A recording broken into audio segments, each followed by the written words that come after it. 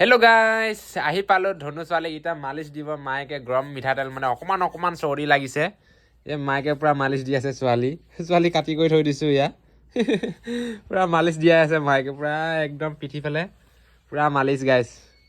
যদি মিঠাতেল আৰু ক'লাজিৰা মালিচ নিদিলে মানে ছোৱালীৰ একদম নাক ভে হৈ যাব আৰু মানে কি জাননে নাই গাইছ মানে সৰু ল'ৰা ছোৱালী মানে যদি চৰ্দি বেমাৰটো লাগে ন গাইছ মোৰ বুকুখন কঁপি থাকে মানে উশাহ ল'ব নোৱাৰে ন নাকে তাৰ মুখে কৰি থাকিব হয় নে নহয় গাইছ বহুত ভয় লাগে আমাৰ ডাঙৰ মানুহ নাকে উশাহ নাপালে বোলে মুখে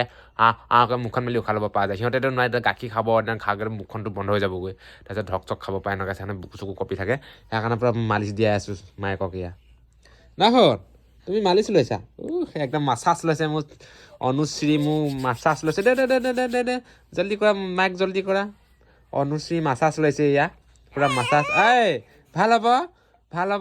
ভাল হ'ব এয়া মাছাজ কমপ্লিট শুন মাছাজ কমপ্লিট এয়া অকণমান নাইট দিয়া মাছাজ এয়া বা একদম থৰ লাগি আছে গাইছে এয়া